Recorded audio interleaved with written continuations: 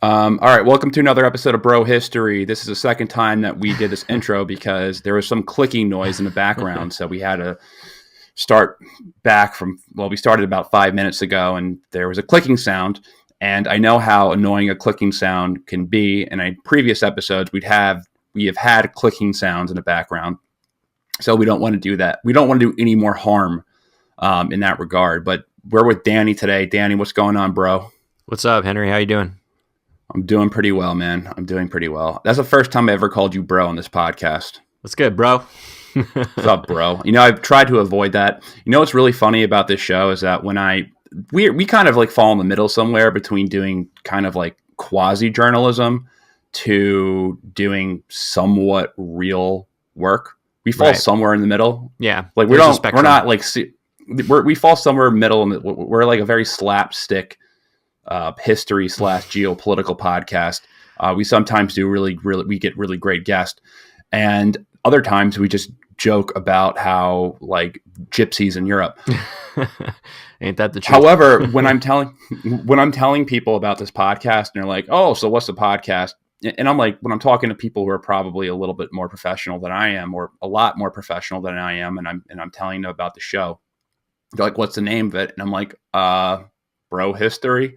And it's always like, it's a 50-50 response from the people who I'm talking to. Sometimes they're like, ha, what a great name. Other times they're like, so what are you, like drunk history or something? And I'm like, no, we're not like drunk history. I mean, I've been drunk on the show, but that's not the angle. Unrelated.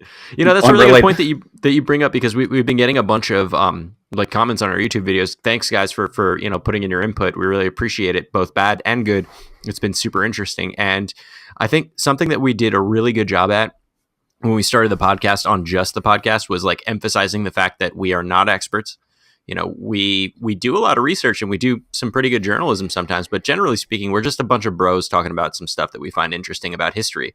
So maybe I want to make that point a little clear for our newer listeners and for those folks that are just joining us on YouTube.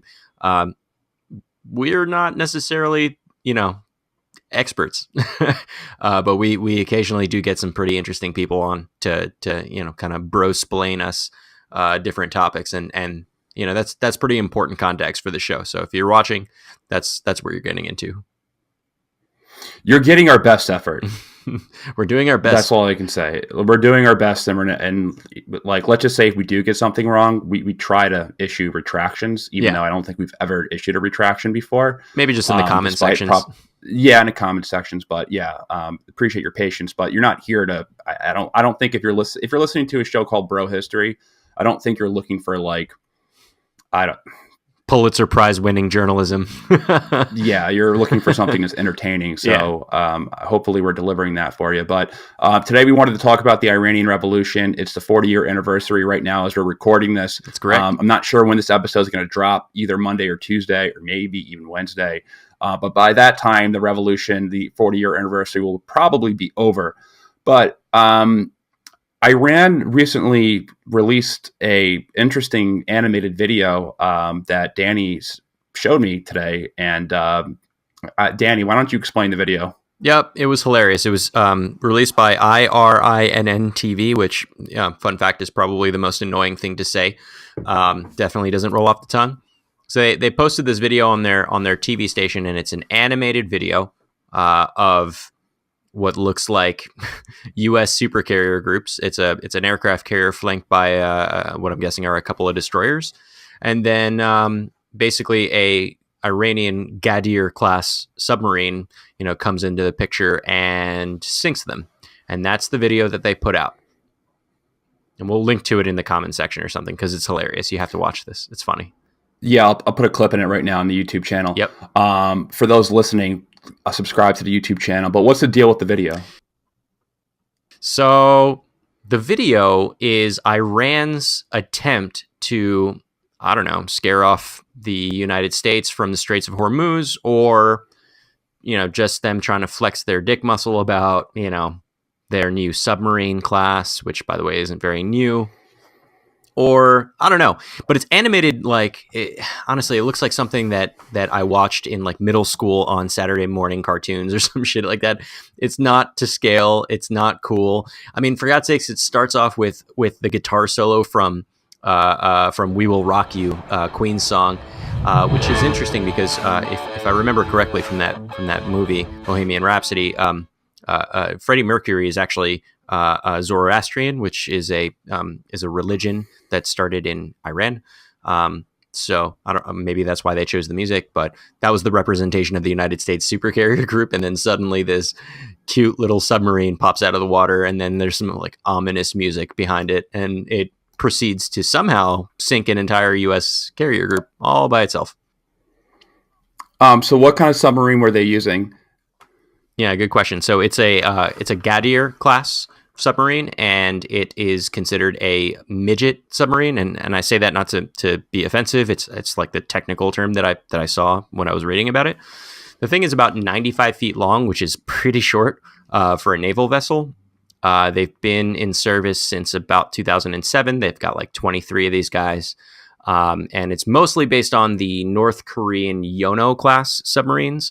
So we're talking about North Korean tech here, nothing to get excited about. I think technically speaking, it's a littoral class submarine. So littoral is a term that's used to describe as the zone off the coastline. So basically, small ships that can't travel into deep blue water, they kind of travel in the coastline or in places like the Straits of Hormuz, where there's not a lot of distance between the shoreline and the water and the open water.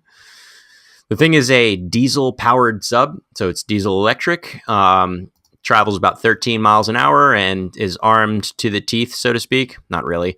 It's got two 533-millimeter torpedoes, probably mines and missiles additionally, but it's not like I don't know. So really how do these submarines? Well, how would they compare to other submarines out in the sea right now? Yeah. Well, it's a midget class submarine, so they're extremely small. I probably should have looked this up much earlier, but U.S. submarines or just regular submarines, especially nuclear class submarines, are much, much larger. And size often matters for these types of vessels for a number of reasons. So the amount of crew that this thing can handle is low and limited. The amount of armaments, like how many missiles, how many torpedoes they can hold, is low. The amount of fuel, because remember, it's a diesel-powered submarine, is low. So they can't really operate very far away from their own coastal regions, and they're not very fast, and they don't have the guns. So I think it's a bit of a joke. I know that the U.S. Navy probably doesn't take this video as a joke. They probably see it as a thinly veiled threat, and they'll take it very seriously. And that's because our armed forces are professionals. But when I look at this video, I think it's a joke. Well, do they have any tactical advantages? Yeah, kind of. So the thing about littoral class ships, they stay super close to the shoreline, both for technical reasons because they can't get very far without being, refueled, but also, they've been lurking around in their home turf for a really long time. So one tactical advantage that they could have is that they could kind of navigate the seafloor really well. They've been probably training and drilling in their own, in the Straits of Hormuz, for years now, so they probably know all the cracks and crevices that they can hide in, and because the ship is small, the places that it could potentially hide in are great, right? They can stick it inside of an undersea cavern, cut off the engine so that it doesn't make a whole lot of sound, and just wait for something to stumble upon it. But the thing about that is that I don't think that even that tactic would be effective against an entire supercarrier group in general. So, I mean, what are the chances that one of these submarines sink? I mean, I don't think there's going to be any active aggression from Iran, obviously. I think that I think, I'll give you my opinion, and I'm going to ask you a question. Shoot. So I think that obviously the 40-year reunion of the Iranian Revolution is upon us. Yep. Next week, Mike Pompeo called for a summit in Poland. And the theme of the summit in Poland is going to be a very anti-Iran, an anti-Iranian summit. Basically, he's calling for a global coalition to band together against the threats of Iran. So, meaning sanctions, meaning whatever protective measures, meaning taking the military threat of Iran more seriously. Probably some type of probably going to be claiming something about nuclear weapons, I'm imagining. But I'm sure maybe that's some response to some of the dick swinging that's going on in the Western world right now. But yeah, what I find interesting right now, and maybe I should wait till later to go into this, but there is like an Iranian opposition. Like there are Iranian oppositions within Iran, and there's different type of oppositions within Iran. There's these two different oppositions. There is like I guess one that's considered a real opposition, like the true opposition.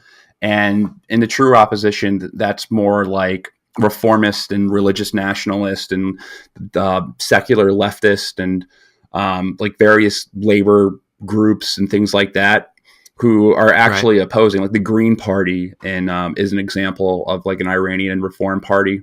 They don't like the hardliners in Iran at all. Like they're not happy with them. There is a part of that Iranian population that's not happy. On the other hand, there's another opposition group in Iran, and those are like monarchist and different ethnic groups as well. And a lot of them have been exiled to Canada and they've been exiled out of Iran. So they're starting to form these public interest groups, like these lobbies, kind of like how AIPAC is. They're starting to form these like different lobbies that are really or in line with like John Bolton and different neoconservatives. They give a lot of money in them. And I was reading, there was this article that came out today. Where's the article? I think it is called, I'll post it in the show notes, but I think it's called like Iranians Fake Opposition Follows John Bolton or something. It is all about these interest groups and how AIPAC is trying to AIPAC wants to distance themselves from these like Iranian groups that are lobbying for regime change in Iran. Because at the end of the day, you have to think that the average Iranian, even if they're opposed to the hardliners in Iran, which they should be, because we talk a lot about non-intervention and stuff like that. And I specifically talked about how a lot of the propaganda with Iran is manufactured from the media and different neocon elements. However, I don't think the average Iranian will ever support the U.S. or Saudi Arabia or any outside influence who wants regime change in Iran more than the hardliners. So I think by doing a lot of that propaganda, we actually alienate the natural reformers in Iran, because they rather be nationalist and loyalist to their own country than be seen as traitors, walking in line with the U.S. And that totally makes sense to me. I mean, why? We certainly wouldn't stand for, some other sovereign nation messing around with our business. Why the hell wouldn't they? And it's funny because there's no other thing to call this but propaganda. This video that they made, this is nationalist propaganda that they put together to rile up their base and to say like, hey, we're not going to take this shit anymore, And the context that you've given me about these kind of opposition groups within Iran makes sense. Like you said, they're probably would prefer to align themselves with the people that they're opposed to internally than they would to align themselves with the external forces outside of the, namely the United States or, Saudi Arabia, so on and so forth. And it makes sense to me. Yeah. I mean, you hear about Iran sucks. I just want to be very clear about that. Iran sucks. I would never want to live in Iran. I would never want to work in Iran. It sucks. The hardliners there have really ruined the country. That being said, there's a lot of reasons. The Western world, and I hate saying the West, the U.S. A lot of U.S. foreign policy has hurt Iran as well. And when sanctions hurt the civilian population, because that's the type of sanctions that we talk about, issuing sanctions not against specific government officials like we do in Venezuela right now. Venezuela, the sanctions are not against the civilian population; it's against the government. Right. It doesn't cause, when you hurt civilians, when you affect their daily standard of living, like they're going to hate you, right. And that's just another opportunity for the hardliners in the government that we oppose to rally their base. Like, look at what America's doing to us. Right. Look what Saudi Arabia and Israel and France and all these Western countries are doing to us. So I think it causes more harm than good. And we alienate the natural allies that we would have in those countries. So it's a difficult situation. These propaganda videos from Iran, they're very North Korea-like. It kind of shows you the brass of that government and the hardliners to put some type of that video out. Even knowing that the quality, like they had to be aware that the quality of this video was like the first level of Pixar films. You know what I mean? Like Toy Story 1 it quality. It wasn't even. It wasn't even Toy Story 1 quality. It was like Transformers, it was like Star Wars Clone Wars quality. A really old animated show I used to watch when I was a kid was Reboot. Do you remember this show? No. It's fucking old, but it's at the worst computer graphic TV show. It looked like shit. That's what it looks like. It was pretty bad. But you're right, though. It's like a little while ago, there was this like video or something like that where Russia was showing off their stealth submarine, and it appeared to come off the coast of the United States, right? And that was like kind of like a thinly veiled threat. Another one was Saudi Arabia, when they were like having beef with Canada not too long ago. Do you remember this? They had a there was like I hate the context of this. I'm losing it, but basically they made an image about it where this airplane was flying towards some buildings in Canada. I might be butchering this because it was a while since I've read it, but basically like it was a thinly veiled threat, like, Saudi Arabians did 9/11 and therefore, maybe we'll do it to Canada too. Crazy, right? But in both of those situations, they weren't explicit about who the threat was intended towards. They weren't explicitly saying like, we're going to do something. In this video, an American strike carrier group flying American flags is traveling through the sea, and a Iranian Ghadir class submarine pops out of the water and sinks them. That's a direct threat. And it's like kind of blows my mind a little bit, because like, do you actually think you have a chance against this? Against a U.S. strike carrier group?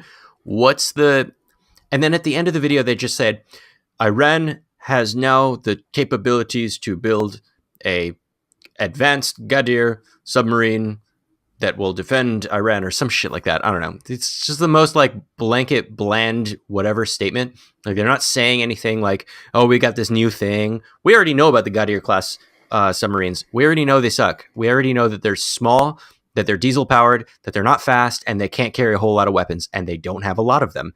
We already know that, the U.S. strike carrier group rolls deep, and their area of influence and their capabilities to detect threats far away from them is extremely advanced. And one really interesting thing is that in 2005 we took this old super carrier. It's called the USS America. It's a Kitty Hawk class super carrier. And we did an operation a couple hundred miles off the coast of Virginia where we and by we, I mean the United States Navy. They just decided to like sink it just for the lulz and to get some data about it, to learn how to sink their own ships. Did you hear about this? No, I did not. Yeah, so this happened back in 2005. And basically what they did was they towed out this old warship, the USS America, and they subjected it to explosions, by weapons, torpedoes and missiles and shit like that, just to see like how could they sink it, like how much of a beating could it take. And this was like a controlled experiment. So we're talking about an old supercarrier, not a new one, a Kitty Hawk supercarrier, which I think is if I'm not mistaken, two generations, like the 2 generations before our current Gerald R. Ford class carriers. So we're talking about an older ship, and they just tortured it, and they hit it with underwater explosions and above water explosions. They did this for 4 weeks straight, and the thing did not sink. It didn't sink. Like they tortured this poor ship for science, and it didn't go down. And a lot of the reasons why is because the way that they build these ships is a lot of the compartments inside of the ship are watertight, right? They have these doors that like close, and if you blow a hole in one part of the ship, then that part will fill up with water, but the water's not going anywhere because the compartments are sealed. So it just keeps floating. And it didn't go down until the United States intentionally scuttled the ship. And scuttling means they literally cut a hole through the bottom of the ship on purpose to sink the ship. So we're talking about an old supercarrier. The United States hit it for 4 weeks straight and it didn't sink. And then we intentionally sunk it. And the Iranians believe that their little midget submarine can actually do some damage to it. Like, come on. Let's be real. That's not going to happen. Yeah, it's obviously not meant to be a legitimate threat to the United States. It's more, the video is definitely more of like just a calling card, more of a rallying call for Persian pride, I guess. But I don't know. I guess they do. It's stupid. They do control the spread of information in Iran. So it's possible that that the people of Iran don't understand the capabilities of a single U.S. carrier, or the fact that it rolls with several support ships, many of which are intentionally designed to detect submarines, anti-submarine warfare, intentionally designed to, take on enemy, torpedoes. And in some cases, intentionally designed to block, like physically put themselves between the torpedo and the submarine and the supercarrier to take the hit. Like, the thing only has 2. It can only carry 2 of these missiles. But I will say, don't sleep on the VA-111 Squall, which is the Russian-made torpedo. That thing is pretty dangerous. But I'm just not convinced that it would do anything to a carrier group. Does Iran have access to that submarine? Yeah, so it's not a submarine. They're torpedoes. Okay. So these things are actually pretty interesting. They are, so a lot of Russia, like military, ideas come from, okay, we can't build the biggest and best thing, so let's just make missiles that take it out, right? So this is a VA-111 Shkval, or Squall, I think it means, which is a Russian-made, and I'm going to use quotes, super cavitating torpedo. It's a solid fuel, like rocket propulsion torpedo. This thing is kind of cool. It's capable of traveling 230 miles per hour, which is fast for an underwater thing. And it's capable of conventional or nuclear capabilities. So if Iran is truly developing any nuclear warheads, it's possible that they can stick one on one of these torpedoes. That would certainly do some damage to a carrier. That's the one thing that they didn't subject the USS America to, using a nuclear weapon. And they have a range of 6 to 9 miles. And, the way that this thing works is that the tech behind it's pretty cool. It creates like a gas bubble around the torpedo itself. So it's kind of like flying through the water. It's like got minimal contact with the water because, things don't move very quickly in the water because water's thick, like way thicker than air. But the thing moves pretty quickly and is capable of, delivering a small nuclear warhead. So, if they had one, they could maybe sink one of those ships, one of the support ships. Maybe if they got a direct hit on a supercarrier, they could hit it. But let's just understand what the ramifications of that would be.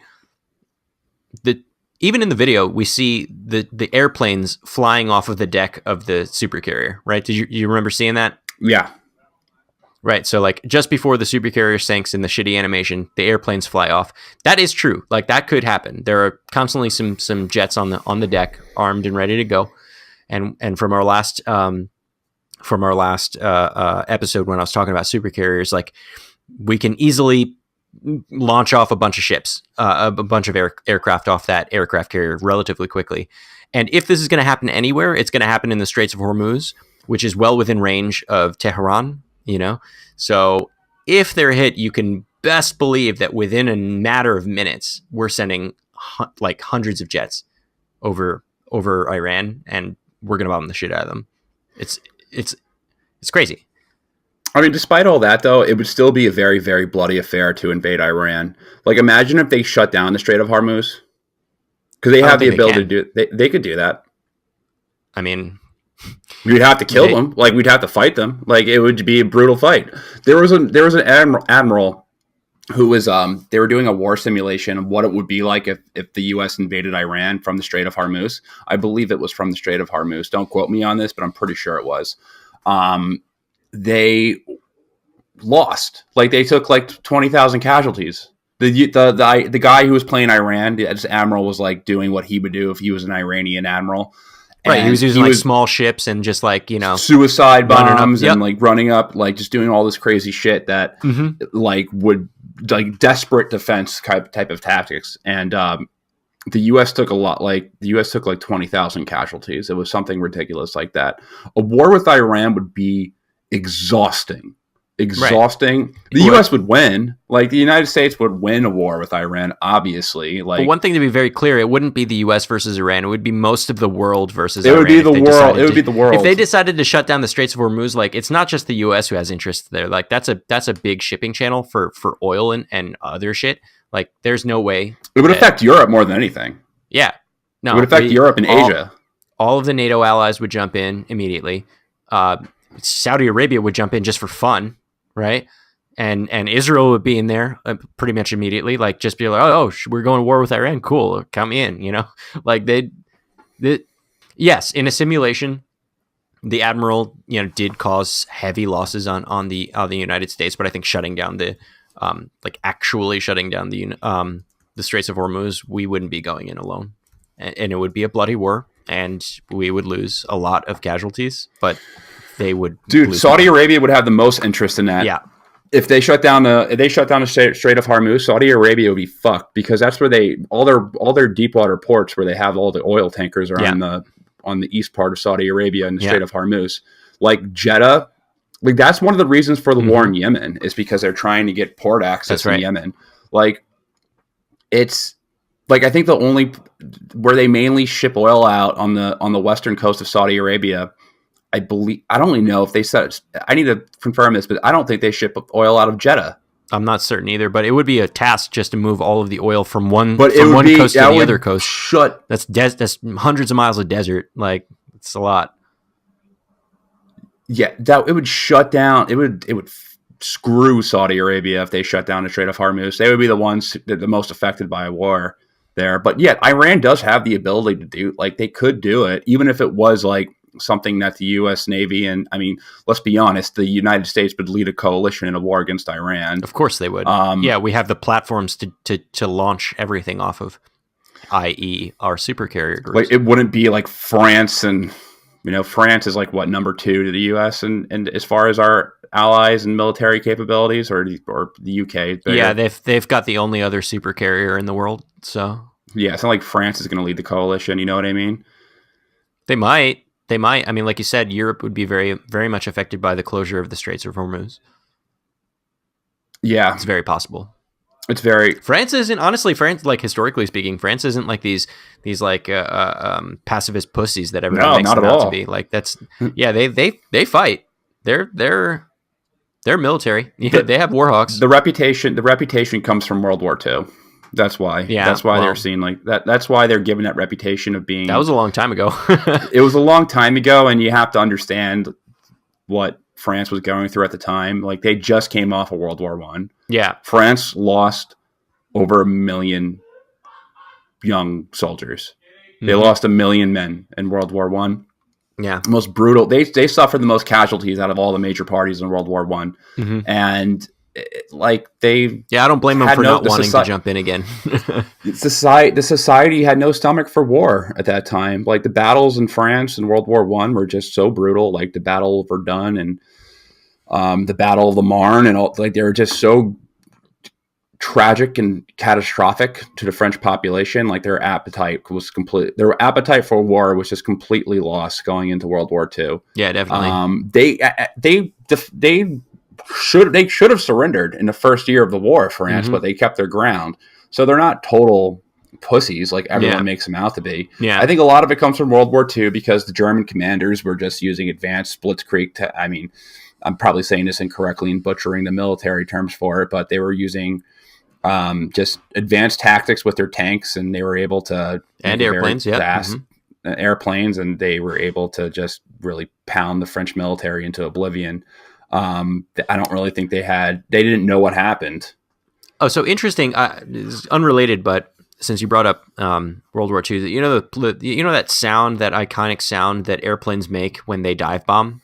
It's like that, that's crazy ass sound. Yeah. I just learned this. Evidently, that's not from like the engine or anything else. There are these little fans that are placed on the landing gear of the airplane itself, and they would do this on purpose. They acted like a siren, and it was to scare the shit out of people on the ground when they were dive bombing. Really? And, yeah, they did this on purpose. I just learned about this today. That's interesting. Yeah. So what? It wasn't. So it was just the purpose for the installation. It had no effect on the actual plane. Was to spread fear. Yep. Just to scare the shit out of people on the ground when they're dive bombing. That was only German planes, or was that all the planes? So this part I'm unclear about, so don't quote me. I think it was the Germans exclusively. However, I don't know. It's possible the other planes were doing it. I literally just learned about this today. But from what I was reading, it was like we've been overusing that sound. Like that sound in movies has been overused. Like if some plane gets shot down, you hear that sound. No, it's only when they dive bomb. Like when they go in for a direct downward spiral towards the ground. Like they would cut those things on and be like, "Hey, let's scare the shit out of the people on the ground." It's kind of badass. Well, if you're making a movie, man, like why not put the scariest sound in for your plane? Yeah. To bring up the pressure. Makes me think of bat bombs. Oh God, bat bombs. Bat bombs was a good one. We should probably talk about that again. So for those of you who haven't watched listened to our podcast, this was one of our earlier episodes, one of the first military tech talks that we had. And we were talking about a weapon that was in development by the United States that was called a bat bomb. And no, they weren't called bat bombs because it was like a Batman technology or something like that. They literally were bombs strapped to bats that they would drop over a particular territory, and they would let them loose, and then the bats would fly everywhere, like all over the place.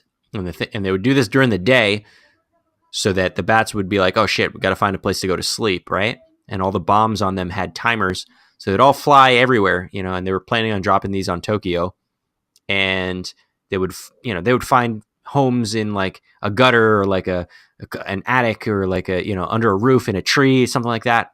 And then they would all go off after 15 minutes, and there'd be a giant firebomb blaze. And I think it's like a 4-mile radius of destruction of just indiscriminate bombing everywhere. Like wherever the hell the bats went, that's where the bombs were. It was crazy. Dude, that's the scariest weapon I've ever heard of in my life, man. Like, again, it makes me think of in Gears of War. You played Gears of War? Oh, yeah. So you go out in like certain areas and there's those bats that come and like they chop you into pieces. Yep. They make me think of that. That's the most terrifying thing in the world. Yeah. So the bats would be in a panic because of daytime, right, and then they would just spread out across. Look for a place to hide. They would go in mostly homes, like wooden homes, yep, and they would explode. And set fires everywhere. Yeah. I mean, I think that's worse. I'd rather be nuked. Well, the funny thing I'd rather be nuked. This was the project that they were going with before they went through with the Manhattan Project. Like they were developing it's such a ridiculous transition. Like it's such a makeshift way and such a creative way to cause destruction. Like, all right, guys, let's create a bomb with bats. It's like someone was like, let's make a bomb with bats. And this guy and. It literally sounds like a better. super villain decided to make this shit. It's like, I got an idea. I got an idea. My minions will go everywhere in Japan and blow up everywhere. It'll be on completely fire. Yeah. Like that's what it sounds like some fucking kook. They only dropped this idea because operationally speaking, when they were testing them, so what would happen is they would stick like 1,000 bats in this canister, right? And they would put them to sleep somehow. I don't know, gas or some shit like that, right? And then they would take them in this canister and they would drop it out of an airplane, and then it would parachute down like kind of slowly.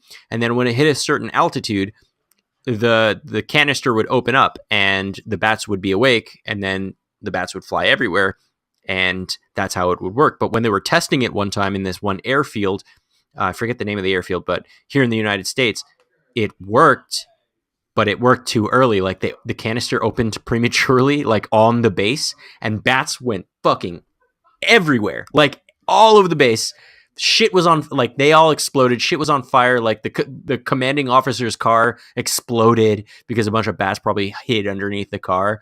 Like absolute chaos. And then the U.S. military was like, all right, no, we can't fuck with this shit anymore.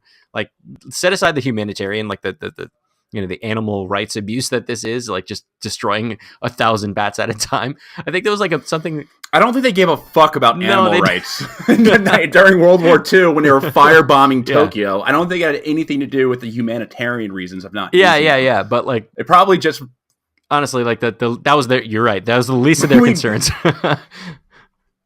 Hey, this is way too brutal and savage.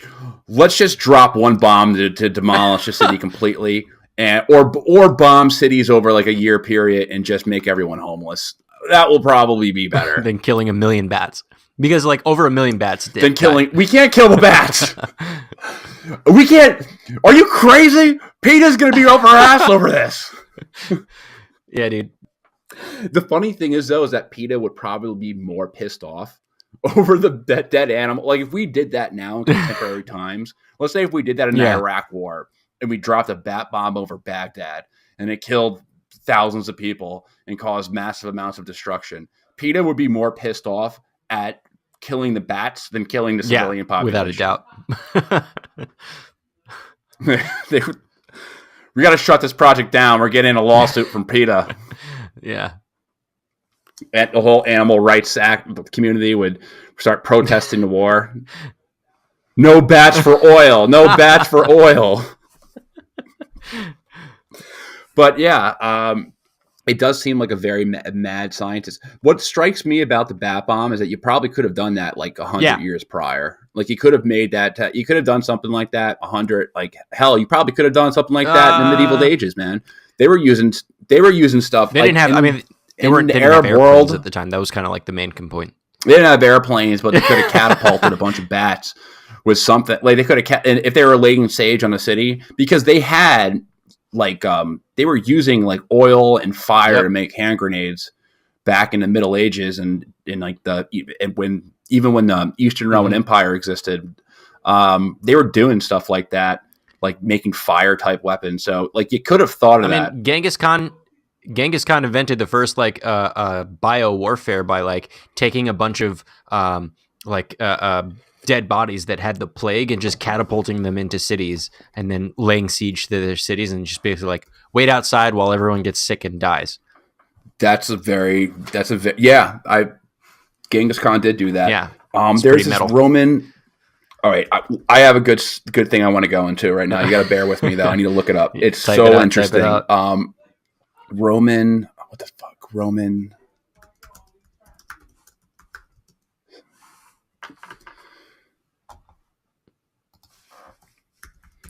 There was this Roman, like inventor during the First Punic War or the Second Punic War. That he wasn't Roman, he was Greek, but the Romans took him hostage. And they're like, make us weapons, because he just made sick, crazy weapons. I got it. What's this guy's name?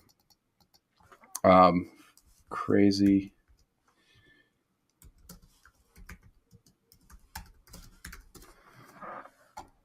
Archimedes. Okay. Archimedes. So what kind of crazy weapons did Archimedes make? I'm looking for a list. You can tell this is not very well researched, but I need to find this. Yeah. All right. Archimedes war machines. The giant claw. Okay, what's this? The giant claw was quite a feat of brute strength and engineering. After using heavy stones to drive back the Romans from the bows of their ships, a giant claw attached to a heavy chain would be let down and securely attached to the prow of the ship. That a giant lever was pressed down, a feat which required the strength of nearly the whole of Syracuse, causing, all right, you're ridden. Just tell me what it is. Basically, it's a ship that grabs a big crane that attaches ships and flipped them over. Like, he grabbed them and just like, and like turned the thing over. That's crazy. He made a death ray. Oh, is that where he like took a polished mirror and just shined to like focus the light against ships? Yeah.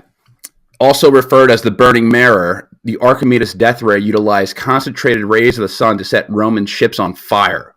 Archimedes arranged a series of mirrors reflecting sunlight into one concentrated stream, which in time was said to have set fire to the Roman sails and masts.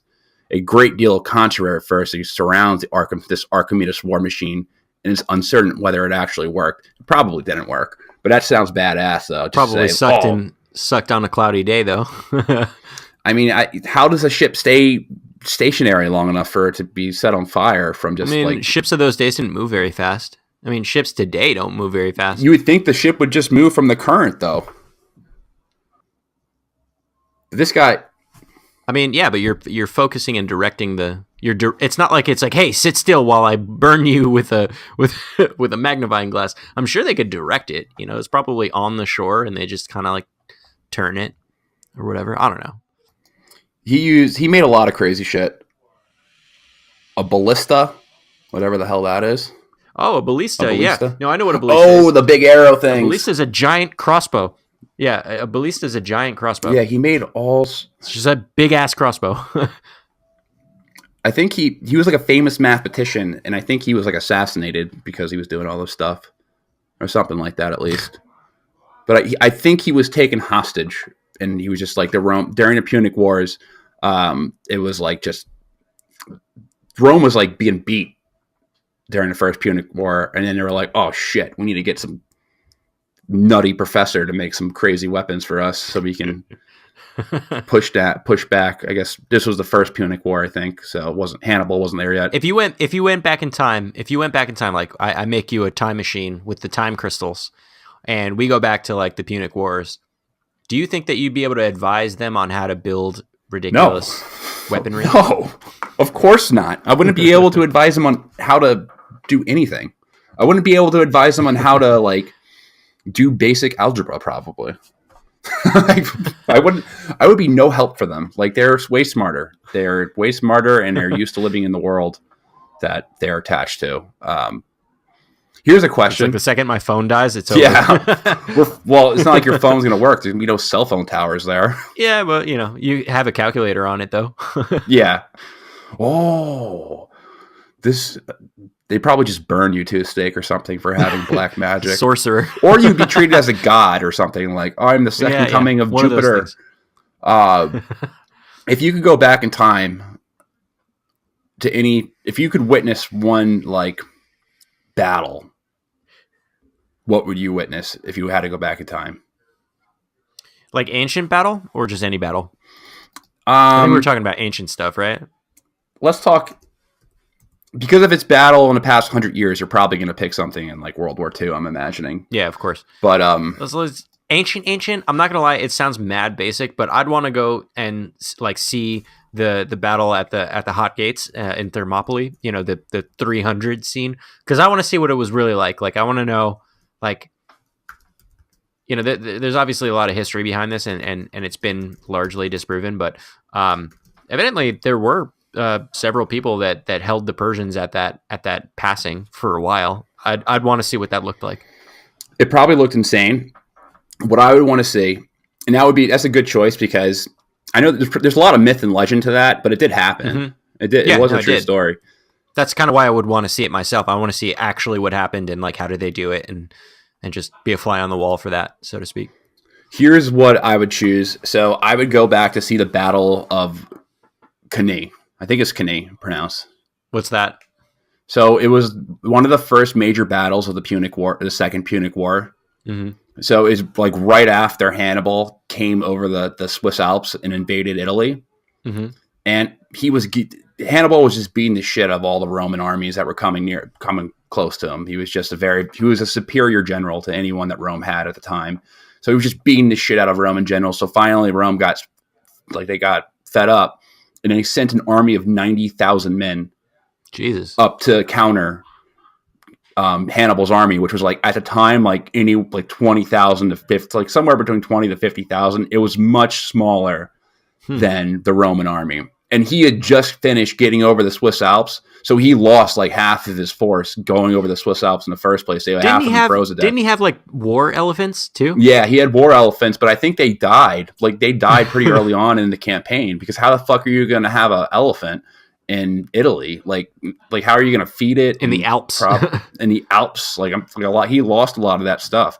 But when he got over the Alps, he was still beating Rome because he was such a great general. And the Battle of Cannae, Rome sends 90,000 men up there because he's in the north at the time. And Hannibal somehow outmaneuvers the army, and he surrounds it in a big, big circle. So 20,000 men just surround 90,000 men in this huge circle. And you watch Game of Thrones, obviously. Of course, yeah. You know the Battle of the Bastards? Of course, I just watched it like a couple days ago. Ramsay has everyone like in a circle, and they're just closing in. Right. And that happened in the Battle of Cannae. Wow. And it took like 3 days. It was like a 3-day affair of just Hannibal's army closing in on the Roman army, and it was just slaughtering them for days. Just like imagine the panic, just being stuck in like this for days, and then getting a long time, and then just getting poked at and slaughtered at, and you see like a wave and people like screaming and blood gushing everywhere, and like you can hear the wave from like an hour away. You're like, oh fuck, it's getting closer. Like you're just hearing it. That is insane to me. Like it's like it's so horrific that you'd never want. Like obviously, like no human could probably stomach watching it unless you're a neocon. But unless you're Max Boot, you could probably watch it. You probably get a hard on if you're Max Boot. Unless you're Bolton. John Bolton would piss his pants. John Bolton's like a fako neocon. Like he's like a neocon wannabe. I know, but he's not like the real neocons. You know what I mean? Like he does have the face for it. I feel like John Bolton would shit his pants. He'd be like, "Oh, where am I? What have I done?" I feel like guys like Max Boot and Richard Pearl, and they would get like boners. They'd be like, "Oh, death, bloodshed. I love it.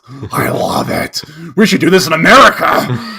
Can we make a gladiator field? Are you taking notes?" Let's see what we could do. Let's just cause one more war in the Middle East, and we'll have them reenact this. Of course, our Americans will be the outnumbered ones. We'll get a bunch of like illiterate farm boys and put them in dress them up. If you're watching this, fantasies. If you're watching this on YouTube, go ahead into the comment section and let us know like what war would you like to have seen from the past. Maybe we'll talk about it in a future episode.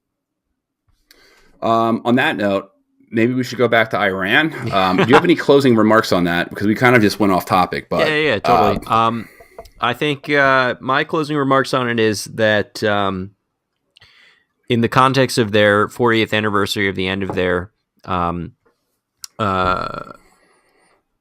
shit, my brain is fried here. Fucking talking about bat bombs and crazy ass wars. Because of this 40th anniversary, it's clear that they want to send a message, not only just to the United States, but to their own people, that, we're down for whatever. Like we're here. We're not going anywhere. Like come and get it, And I think it's foolish. I know why. I can imagine why they're doing it. I think it's totally foolish. And I think that they would get whipped by a carrier group in short order. That's what I have to say. And also, if they're spending, if the quality of the video is any indication of the quality of the weapon, then they're fucked. Are you talking about our video? No. Because that's what popped in my head. I thought you were going to say something about the YouTube, like whatever is going on YouTube. No. But I meant the quality of the you. animation. Thank you. The quality of the animation that they put out. All right, I have a closing remark on this. So I feel like when you try to like advertise your weapon on how great it is, usually it sucks. Yeah. Like usually it's like benign compared to other things because like if you have something serious, chances are you're going to keep that secret and classified. That's right. Like the F-22 speed, like our best plane is the F-22, right? Exactly. We don't even know their speed. Yeah. Like we don't know the speed. Like were there demonstrations of power like this with the F-14 Tomcat and stuff like that? Like are really, really good planes. There's a lot of demonstration of or like the SR-71 Blackbird wasn't even a thing until they were like, oh yeah, we had one of those. That's a thing. Like they keep the best tech quiet because they don't want the enemy to know what it is and what their capabilities are. The F-117 Nighthawk, which is like arguably the one of the precursors of stealth technology, in airplanes, they used to only test it out at night because they didn't want Russian spy satellites to be able to see it, and they literally painted it black so that they couldn't see it. Yeah, like if you have something good, like the Manhattan Project was kept secret. Yeah, and it's surprising because so many people worked on it, like hundreds of thousands of people worked on this shit. They kept it quiet. Yeah, you're not gonna advertise it if you have a game-changing weapon because then it just gives your opponent time to counter it. Right, it's like Cersei Lannister using the wildfire under the keeps of the Red Keep and the Sept. She wasn't telling people like, "Hey, I've got a bunch of fucking wildfire. I'm gonna burn you." Spoiler alert for those who haven't been caught up. Yeah, spoiler alert as well. When Game of Thrones starts, we're going to be doing a whole Game of Thrones series on comparing it to history. So we're just waiting. When does the season start? April something. Okay, so that's going to be a really fun. I don't know how many episodes we're going to be doing, but like Danny and I are both really big Game of Thrones fans. So like the coverage is probably going. We're going to be covering Game of Thrones probably. We're no longer going to talk about Iran. We're no longer going to talk about Afghanistan. We're not going to talk about Saudi Arabia. It's going to be Game of Thrones for at least a month. We're gonna. It's like imagine if like this podcast gets super famous as a Game of Thrones podcast, and like we just like can't go back into geopolitics. We're like fuck. We're like we're just a Game of Thrones podcast now. We don't do geopolitics and history anymore. All right, we are on 57 minutes right now. I don't know. I guess we're close enough to an hour. Yep. Yeah, all right. That's good enough. All right, everyone. Subscribe to the YouTube channel. Subscribe to iTunes. Write a review if you can. That would be very much appreciated. We're getting more reviews, which is awesome. So give it a real review, not asking you to be dishonest with your feelings for the podcast, but I'm assuming if you're listening to this far into it, you like it, you would have probably been turned off a while ago. So, give it a rating, rate it 5 stars, say, good job, bro. Or say, hey, Henry, you're not that smart. Whatever you feel is appropriate. You can comment on the YouTube channel too. That's where we get most of our negative comments. Yeah, it's pretty great. If you want to see it, if you want to see the negative comments and more of like arguments and channels and comment sections, and that's where I advise you to go because it's always nice to be called like an idiot sometimes. I'm just kidding. It's not. All right. Peace. See ya.